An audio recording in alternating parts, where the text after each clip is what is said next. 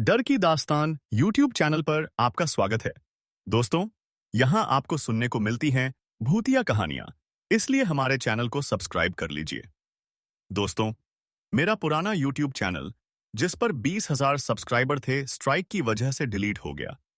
अभी 20,000 ही थे, सोचा था 35,000 सब्सक्राइबर हो जाएं तो बैकअप चैनल बना लूंगा, लेकिन उससे पहले ही डिलीट हो गया। प्लीज दोस्तों, यहाँ भी थोड़ा सा सपोर्ट करो। आपकी एक सब्सक्राइब से मेरा बहुत हेल्प होगा। अब चलिए कहानी शुरू करते हैं। वह पुरानी कार एक बूढ़े आदमी की तरह चीखती, चिल्लाती हुई उस सुनसान सड़क पर चल रही थी। मेरी नौकरी ने मुझे इस सुदूर इलाके में भेजा था, एक ऐसी जगह जिसका नाम नक्शे में भी ढूंढने से नहीं मिलता था। रात का अंधेरा घना हो रहा था और चारों तरफ सन्नाटा पसरा हुआ था। मोबाइल में नेटवर्क नाम की कोई चीज नहीं थी और जीपीएस ने तो बहुत पहले ही साथ छोड़ दिया था। मेरे पास बस एक पुराना सा नक्शा था जिस पर शमशानपुर नामक गांव की लाल स्याही से एक बड़ी सी बिंदी लगाई हुई थी और उसके आगे कोष्ठक में लिखा था, काम पूरा होते ही वापस आ जाना, कोई देरी नहीं। सड़क के किनारे लगा एक टूटा फूटा सा पत्थर का बोर्ड दिखाई दिया। उस पर हाथ से लिखा हुआ था, शमशानपुर, आगे 2 किलोमीटर। मेरा दिल एक अजीब सी धड़कन के साथ धंस गया। नाम ही कितना डरावना था। कार की रोशनी में आगे एक पुल दिखाई दिया जो एक सूखी नदी के ऊपर बना हुआ था। पुल पार करते ही गांव की पहली झलक मिली। घने पेड़ों के बीच कुछ टूटी फूटी झोपड़ियां और कुछ पक्के मकान दिख रहे थे। हवा में एक अजीब सी गंध थी, जैसे कोई पुरानी लकड़ी सड़ रही हो या फिर कोई बासी खुशबू। गांव के प्रवेश द्वार पर कोई नहीं था। सड़कें सूनी पड़ी थीं। यह देखकर अजीब लग रहा था क्योंकि अभी रात के सिर्फ 8 बजे थे। मैंने कार रोकी और बाहर निकला। हवा ठंडी थी और चारों तरफ एक सनसनाहट सी थी। तभी मुझे एक बूढ़ा आदमी एक लाठी टेकता हुआ एक घर के साए में खड़ा दिखाई दिया। मैं उसके पास गया।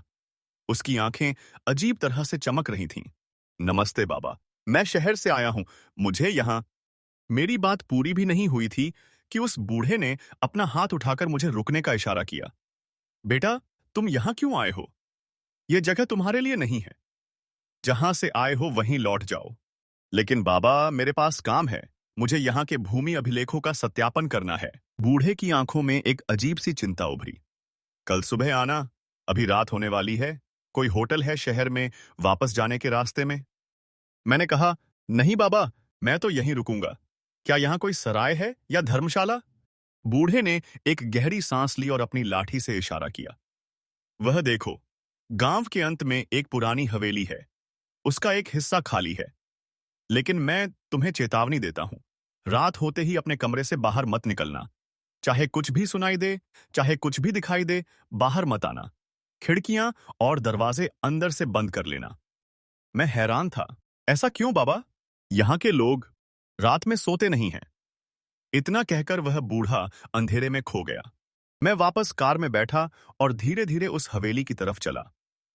हवेली बहुत पुरानी और भव्य लग रही थी, मानो किसी जमाने में कोई बहुत बड़ा जमींदार यहां रहता हो। उसका बाहरी हिस्सा टूट फूट गया था, लेकिन अंदर का एक हिस्सा अभी भी रहने लायक लग रहा था। मैंने कार से अपना सामान निकाला और अंदर गया। एक बड़ा सा कमरा था जिसमें एक पलंग और एक चौकी पड़ी थी। बिजली नहीं थी, लेकिन एक लालटेन रखी थी। मैंने लालटेन जलाई और अपना सामान रखा। अचानक मुझे एक आवाज सुनाई दी। कोई धीरे से दरवाजा खटखटा रहा था। मैंने सोचा, शायद कोई सहायता के लिए आया। मैंने दरवाजा खोला। बाहर एक युवक खड़ा था। उसकी आंखें डरी हुई लग रही थीं। भैया, आप शहर से आए हैं ना? कृपया मेरी मदद करें। उसने हाथ जोड़कर कहा। क्या बात है? मैंने पूछा। मेरी बहन, वह बीमार है। उसे शहर ले जाना है। क्या आप अपनी कार से उसे अगले शहर तक छोड़ सकते हैं? वहां अस्पताल है। मैंने कहा, अभी रात है, कल सुबह ले चलेंगे। उसकी आंखों में डर और गहरा गया। नहीं, उसे अभी जाना होगा। कल बहुत देर हो जाएगी। कृपया। मैं तैयार हो गया। हम दोनों कार की तरफ चले। तभी मुझे याद आया कि मैंने अपना बटुआ कमरे में ही छोड़ दिया है। मैंने उस लड़के से कहा, तुम यहीं रुको, मैं बटुआ लेकर आता हूं। जैसे ही मैं कमरे में घुसा, मेरी नजर खिड़की से बाहर पड़ी।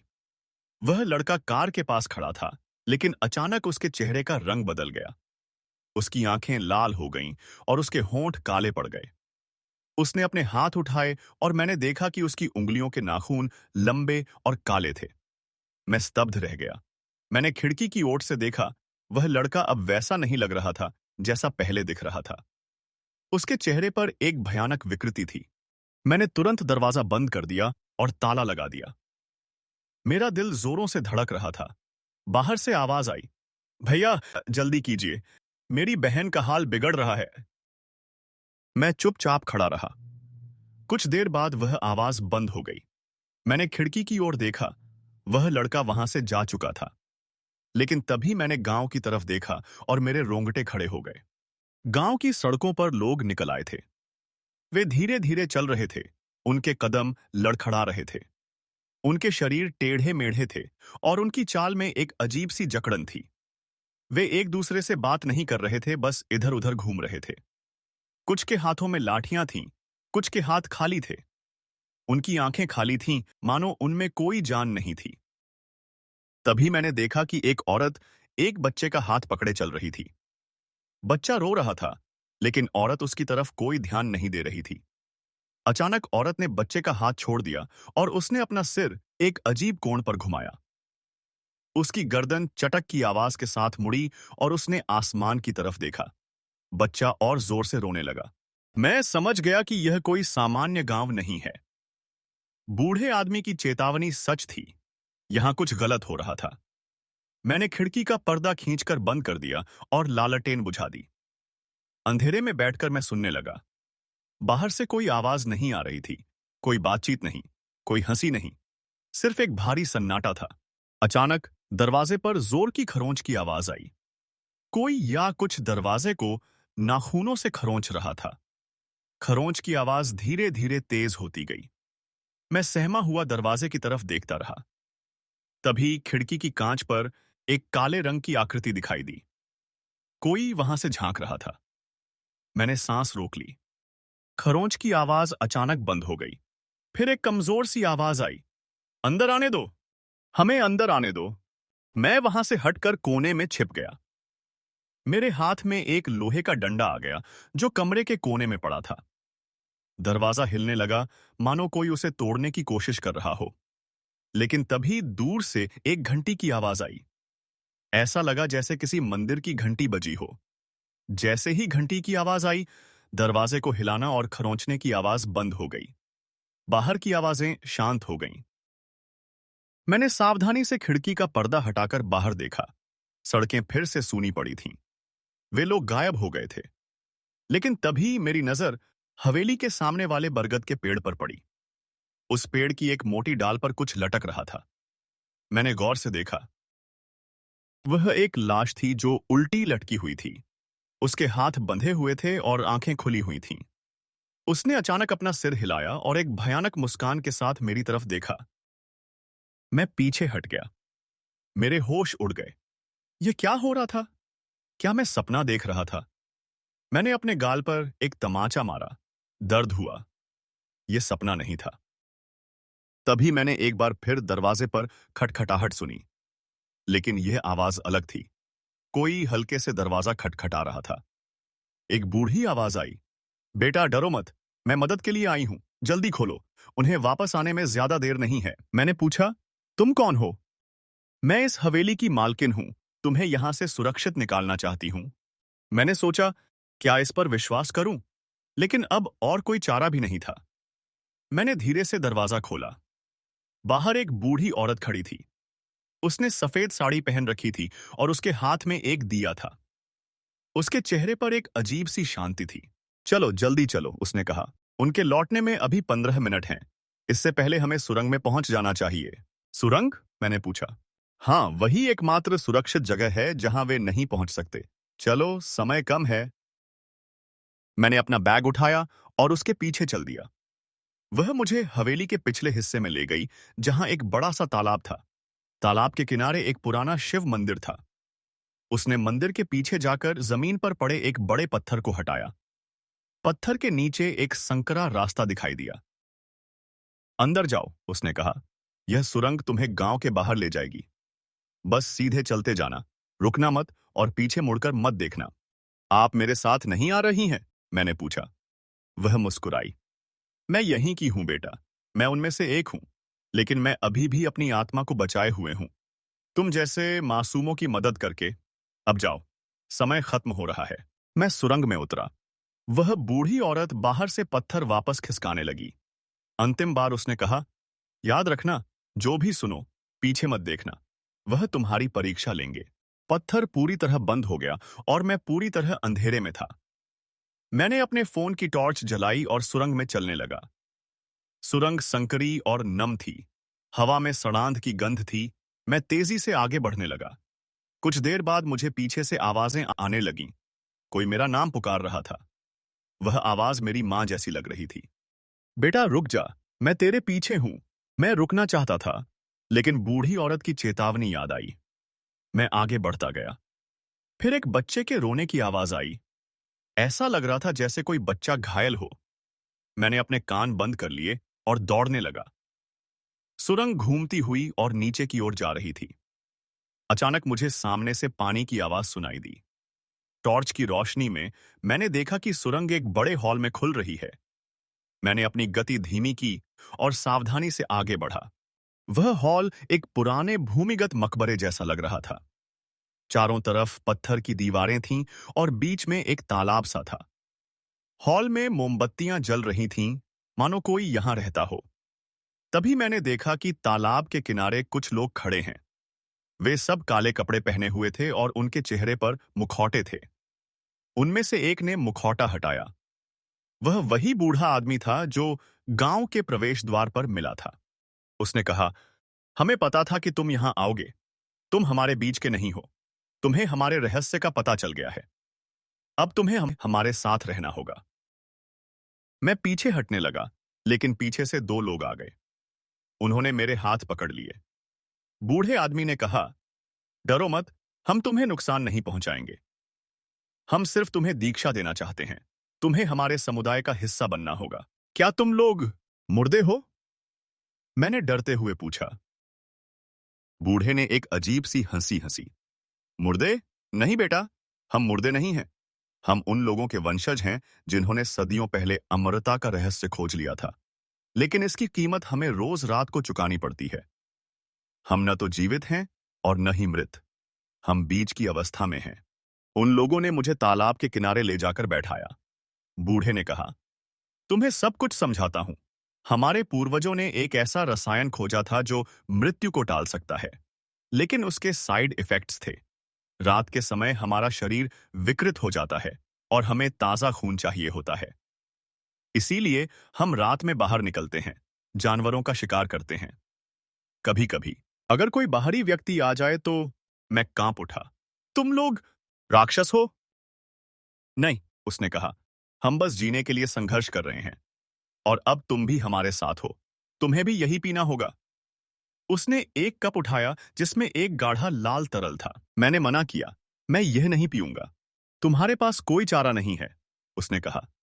या तो यह पियोगे या फिर हम तुम्हें उनके लिए छोड़ देंगे जो रात में घूमते हैं। वे तुम्हें जिंदा नहीं छोड़ेंगे। मैंने उस कप की तरफ देखा। मेरे सामने कोई रास्ता नहीं था। तभी दूर से एक परिचित आवाज आई, उसे छोड़ दो। सबने मुड़कर देखा। वह बूढ़ी औरत वहां खड़ी थी। उसके हाथ में एक लंबी छड़ी थी। उसे जाने दो, उसने कहा। वह हमारे लिए खतरा नहीं है। बूढ़े आदमी ने गुस्से में कहा, तुम हमेशा हमारे नियम तोड़ती हो। तुम्हें पता है कि कोई बाहरी व्यक्ति हमारे रहस्य को लेकर नहीं जा सकता। वह किसी से कुछ नहीं कहेगा। बूढ़ी औरत ने कहा, मैं उसकी गारंटी लेती हूं। बूढ़े आदमी ने हंसकर कहा, तुम्हारी गारंटी? तुम्हें याद है पिछली बार जब तुमने किसी की गारंटी ली थी? उसने जाकर पूरे इलाके में हमारी कहानी फैला दी थी। हमें उसे और उसके पूरे परिवार को। बूढ़ी औरत ने उसकी बात काटते हुए कहा, यह लड़का अलग है, मैं देख सकती हूं। तभी ऊपर से एक जोर की गड़गड़ाहट सुनाई दी। सबके चेहरे पर डर आ गया। बूढ़े आदमी ने कहा, वे आ गए, समय खत्म हो गया। बूढ़ी औरत ने मेरी तरफ देखा और कहा, भागो, अब भागो, जब तक मौका है निकल जाओ। लेकिन मैं भाग नहीं पाया। हॉल के दूसरे छोर से एक भयानक चीख की आवाज आई। वहां कुछ ऐसे प्राणी दिखाई दिए जो मनुष्य से भी ज्यादा विकृत थे। उनके शरीर टेढ़े मेढ़े थे, आंखें पूरी तरह सफेद थीं और उनके मुंह से लार टपक रही थी। वे सीधे हमारी तरफ बढ़ रहे थे। बूढ़े आदमी ने चिल्लाकर कहा, यह तुमने क्या किया? तुमने उन्हें जगा दिया। बूढ़ी औरत ने कहा, नहीं, यह मैंने नहीं किया, कोई और है जो। उसकी बात पूरी होने से पहले ही उन विकृत प्राणियों ने हम पर हमला कर दिया। मैंने अपने आप को एक कोने में सरका लिया। आसपास कोहराम मच गया। लोग इधर उधर भाग रहे थे, चीखें गूंज रही थीं। तभी मैंने देखा कि बूढ़ी औरत ने मेरी तरफ इशारा किया और चिल्लाई, वहां, उस सुरंग में जाओ, जल्दी। मैंने उस सुरंग की तरफ दौड़ लगाई जिसकी तरफ उसने इशारा किया था। पीछे से चीखों और लड़ाई की आवाजें आ रही थीं। सुरंग बहुत संकरी और अंधेरी थी। मैं बिना रुके दौड़ता रहा। कुछ देर बाद मुझे ताजी हवा का झोंका महसूस हुआ। मैं और तेजी से दौड़ा। सुरंग का अंत एक जंगल में हो रहा था। बाहर निकलते ही मैंने देखा कि सुबह होने वाली है। आसमान में हल्की रोशनी फैल रही थी। मैं थककर एक पेड़ के नीचे बैठ गया। मेरा दिल जोरों से धड़क रहा था। पीछे से कोई आवाज नहीं आ रही थी। मैं सुरक्षित था। लेकिन तभी मैंने महसूस किया कि मेरे हाथ पर कुछ लगा हुआ है। मैंने देखा, वह लाल रंग का तरल था जो बूढ़े आदमी ने मुझे पीने के लिए दिया था। शायद संघर्ष के दौरान वह मेरे हाथ पर लग गया था। मैंने उसे पोंछने की कोशिश की, लेकिन वह चिपचिपा था। अचानक मुझे एक तेज जलन महसूस हुई। वह तरल मेरी त्वचा में समा रहा था। मैंने घबराकर उसे रगड़ना शुरू किया, लेकिन वह और अंदर जा रहा था। जलन बढ़ती जा रही थी। मैंने अपना हाथ देखा। जहां वह तरल लगा था, वहां की त्वचा का रंग बदल रहा था। वह धीरे धीरे भूरी हो रही थी और उस पर मेरी सांसें अटक गईं। मेरी नसों में बर्फ जम गई। उस लाल तरल ने मेरी त्वचा को जलाते हुए अंदर तक अपना रास्ता बना लिया था। मैंने पास की एक नदी देखी और दौड़कर अपना हाथ उसके ठंडे पानी में डुबो दिया, लेकिन कोई फायदा नहीं हुआ।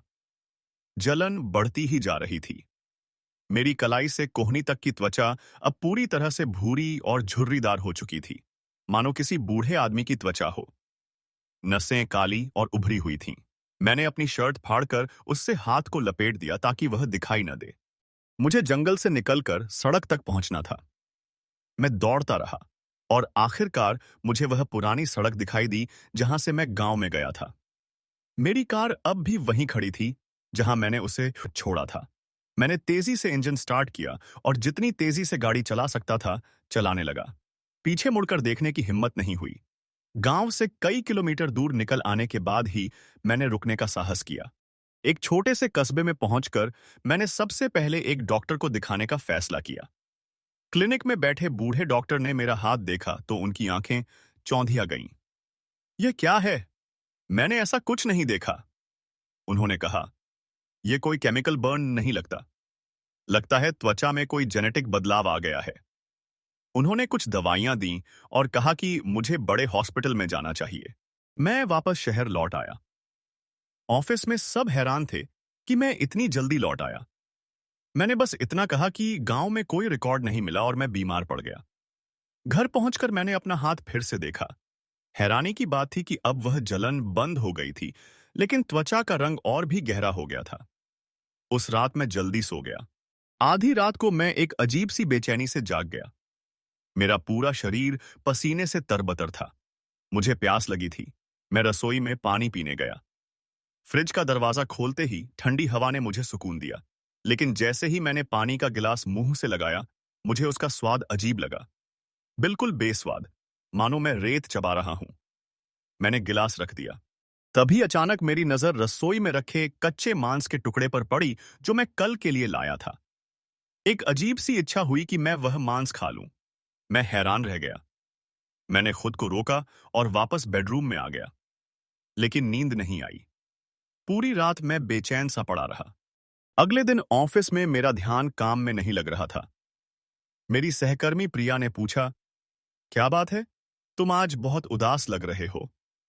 मैंने कुछ नहीं कहा, सिर्फ मुस्कुरा दिया। शाम को जब वह चाय लेकर आई तो उसने नजदीक आकर कहा, तुम्हारे हाथ पर यह क्या है? मैंने तुरंत अपनी बांह को ढक लिया। कुछ नहीं, बस एलर्जी है। उस रात फिर वही हुआ। रात के 2 बजे मैं फिर जाग गया। इस बार प्यास और भी ज्यादा थी। मैं रसोई में गया और बिना सोचे समझे फ्रिज से कच्चा मांस निकाल लिया। जब होश आया तो मैंने खुद को रसोई की मेज के पास पाया। मुंह में खून का स्वाद था और हाथ में मांस का टुकड़ा था। मैं डर गया।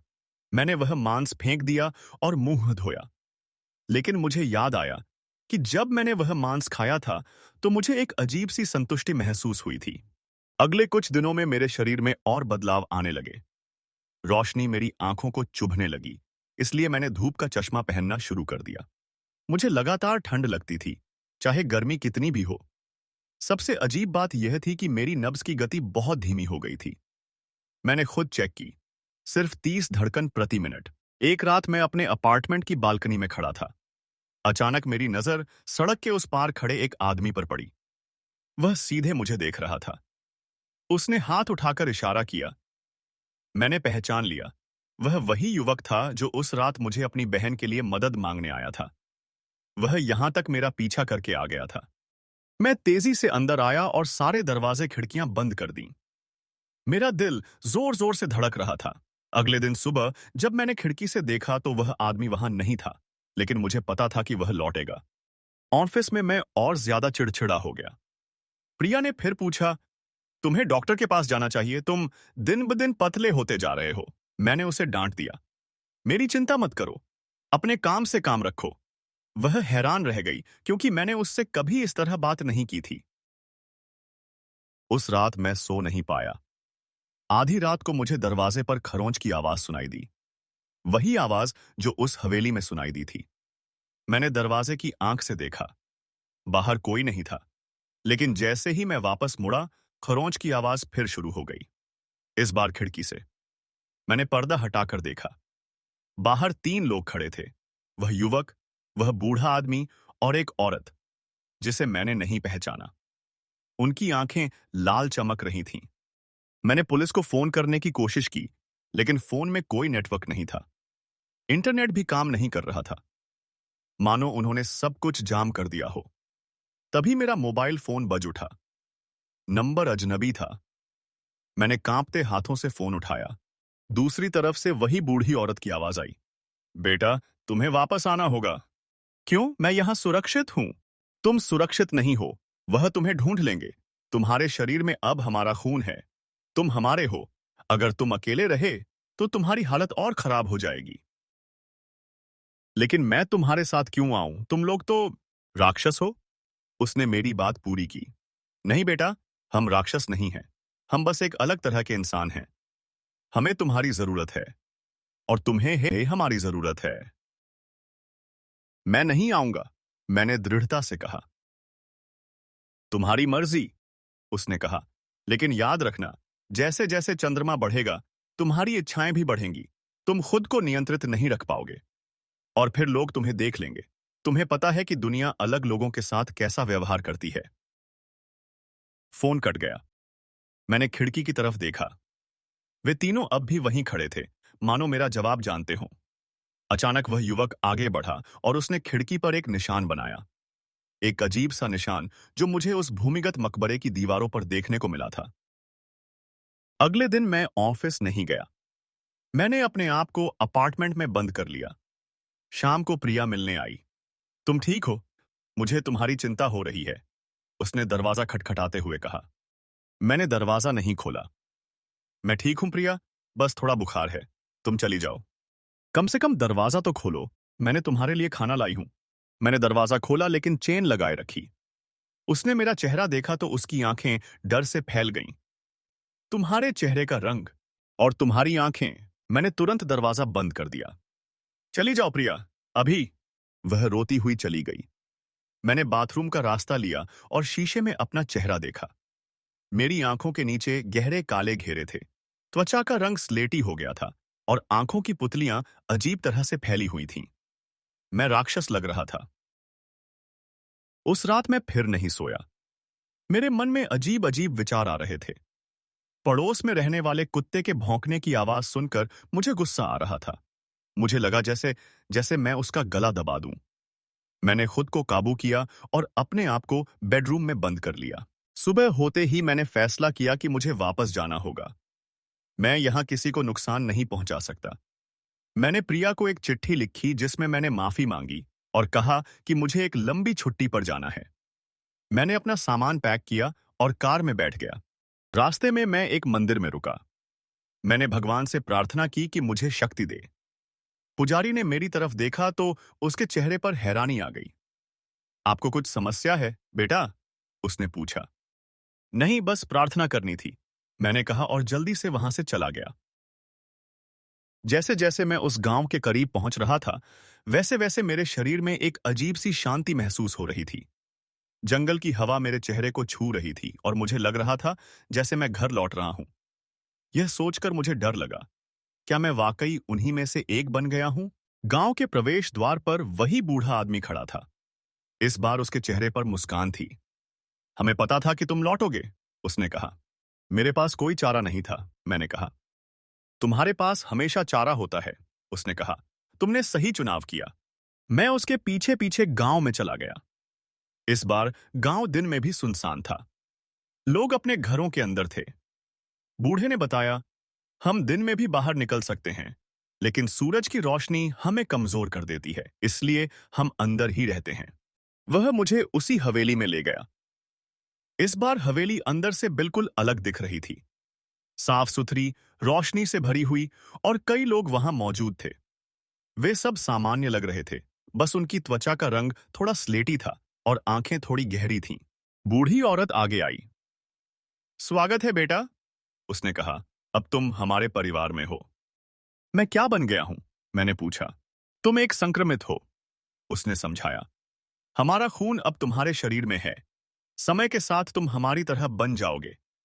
तुम्हें रात में ताजा खून चाहिए होगा, लेकिन हम जानवरों का खून पीते हैं। हम इंसानों को नुकसान नहीं पहुंचाते। लेकिन उस रात तो तुमने मुझे मारने की कोशिश की थी, मैंने उस युवक की तरफ इशारा करते हुए कहा। बूढ़े ने जवाब दिया, वह सिर्फ तुम्हें डराना चाहता था। हमें नए लोगों की जरूरत है। हमारी आबादी कम होती जा रही है।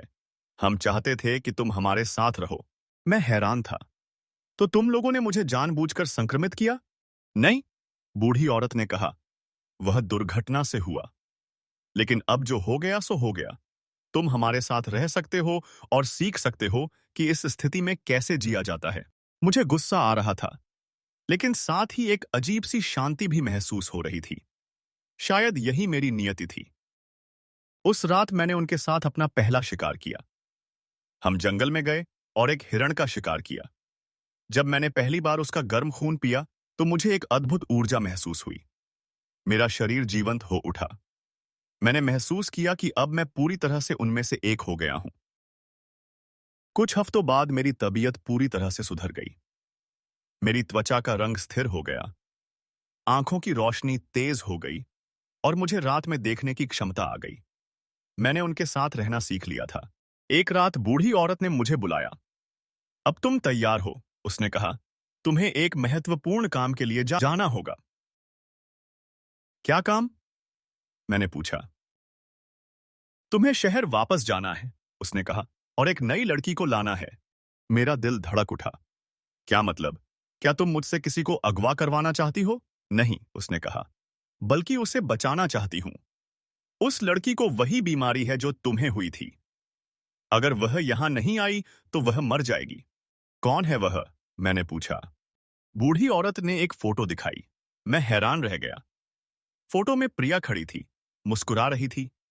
उसकी गर्दन पर एक अजीब सा निशान था, वही निशान जो अब मेरी गर्दन पर था। नहीं, मैं चिल्लाया, मैं उसे इस जीवन में नहीं घसीटूंगा।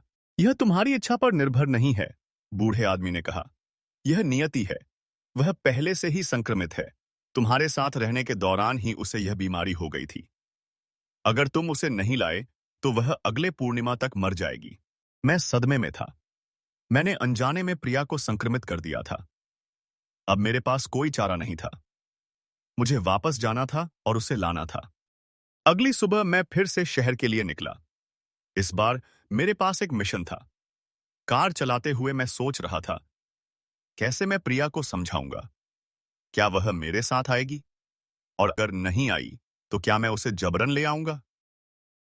शहर की सीमा में प्रवेश करते ही मुझे फिर से वही बेचैनी महसूस होने लगी। लेकिन इस बार मैं जानता था कि यह मेरी आखिरी यात्रा है। चाहे कुछ भी हो जाए, मैं प्रिया को बचाऊंगा। भले ही इसके लिए मुझे उसकी नफरत ही क्यों न मोल लेनी पड़े। मैंने प्रिया के घर का रुख किया। मुझे पता था कि इस समय वह ऑफिस में होगी। मैंने उसके घर के बाहर इंतजार करने का फैसला किया। शाम होते ही उसकी कार दिखाई दी। जैसे ही वह कार से उतरी, मैंने देखा कि वह बहुत पतली हो गई थी और उसके चेहरे का रंग भी बदल गया था। वह वाकई बीमार थी। जब उसने मुझे देखा तो उसकी आंखों में आंसू आ गए। तुम वापस आ गए? उसने कहा। मुझे तुम्हारी जरूरत है प्रिया, मैंने कहा। तुम बीमार हो, सिर्फ मैं ही तुम्हें बचा सकता हूं। उसने सिर हिलाया। मुझे पता है, मैंने डॉक्टर को दिखाया है। उन्होंने कहा कि यह एक दुर्लभ बीमारी है और इसका कोई इलाज नहीं है। इलाज है, मैंने कहा, लेकिन तुम्हें मेरे साथ चलना होगा। कहाँ? उसने पूछा। उसी गांव में जहां से मैं लौटा हूं। उसकी आंखों में डर था, लेकिन साथ ही आशा भी। क्या वहां मैं ठीक हो जाऊंगी? हाँ, मैंने झूठ बोला। मैं उसे नहीं बता सकता था कि वह कभी ठीक नहीं होगी, बस बदल जाएगी। उसने हाँ कह दी। हमने उसका सामान पैक किया और रात होते ही निकल पड़े। रास्ते में वह सो गई। मैं ड्राइव करता रहा और सोचता रहा कि क्या मैंने सही किया है। क्या मैंने उसकी जिंदगी बचाई है या बर्बाद की है। जैसे ही हम गांव के करीब पहुंचे, प्रिया की आंखें खुल गईं। मुझे अजीब लग रहा है, उसने कहा। ऐसा लग रहा है जैसे मैं घर आ गई हूं। मैं मुस्कुराया। शायद यही सही था। शायद हम दोनों के लिए यही नियति थी। गांव के प्रवेश द्वार पर बूढ़ी औरत हमारा इंतजार कर रही थी। उसने प्रिया को गले लगाया और कहा, डरो मत बेटी, अब तुम सुरक्षित हो। उस रात हमने एक समारोह में हिस्सा लिया। प्रिया को भी वही लाल तरल पीना पड़ा जो मैंने पिया था। जैसे ही उसने वह पिया, उसके चेहरे का रंग सामान्य हो गया और वह तुरंत ऊर्जावान लगने लगी। यह अद्भुत है, उसने कहा। मैं पहली बार इतनी अच्छी महसूस कर रही हूं। मैंने उसकी आंखों में देखा। वह खुश थी। शायद यही सही फैसला था। लेकिन तभी बूढ़े आदमी ने मुझे एक तरफ ले जाकर कहा, अब तुम्हारा अगला काम है। अगला काम? मैंने पूछा। हाँ, उसने कहा, अब तुम्हें और लोगों को लाना है। ज्यादा लोग। हमारी आबादी बढ़ानी है। लेकिन मैं तो सोचा कि हम सिर्फ उन्हें बचा रहे हैं जो पहले से बीमार हैं, मैंने कहा। बूढ़े ने मुस्कुराया। दुनिया को बचाने के लिए पहले उसे बदलना पड़ता है, और तुम हमारे सबसे अच्छे दूत हो। मैंने प्रिया की तरफ देखा, जो अब खुशी खुशी दूसरों से बातें कर रही थी। क्या मैं उसे इस जीवन में लाकर सही कर रहा था, या फिर मैं एक भयानक गलती कर रहा था जिसका अंजाम पूरी मानव जाति को भुगतना पड़ेगा? मैंने आसमान की तरफ देखा। चंद्रमा पूरा गोल और लाल था, और मुझे लगा कि अब मेरी असली यात्रा शुरू हो रही है। हमें उम्मीद है दोस्तों, आपको यह कहानी पसंद आई होगी। और अगर कहानी पसंद आई है तो वीडियो को लाइक करें, हमारे चैनल को सब्सक्राइब करें और अपने दोस्तों को शेयर करें। मिलते हैं नई कहानी के साथ, तब तक के लिए बाय।